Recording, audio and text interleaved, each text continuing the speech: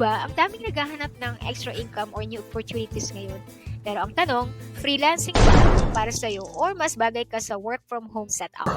3, 2, 1. Tanong, freelancing ba ang para sa'yo or mas bagay ka sa work from home setup? Kung nandito ka pa rin, don't worry.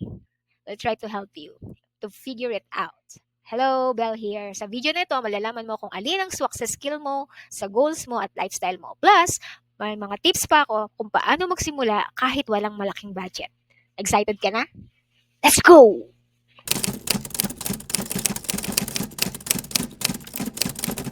Kung hindi ka kilala, paano ka kukunin? Ang dami ng freelancing ngayon pero paano ka makaka-stand out? Ang sagot, personal branding.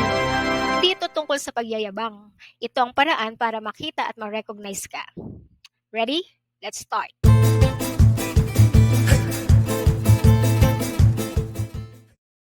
Una, gumawa ng portfolio. Yes. Ito ang highlight reel mo. Ipakita ang best work at skills na kaya mong i-deliver. Pro tip, customize ito para sa bawat client. Okay?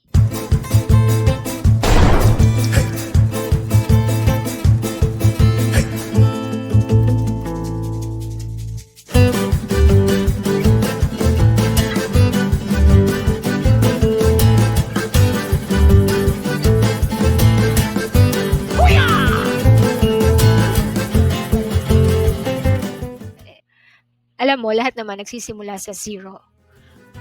Nagsisimula na parang walang nakakaalam kung sino ka. Pero dahil sa consistent effort mo, gumagamit ka ng social proof at tinututok mo yung portfolio mo sa mga clients na gusto mong makuha, no wonder isang araw sila na ang maghahanap sa'yo. Simulan mo na ang personal branding journey mo. Nasa description ang checklist para gabayan ka. Walang shortcut sa freelancing, pero may tamang paraan. Ikaw na ang next client.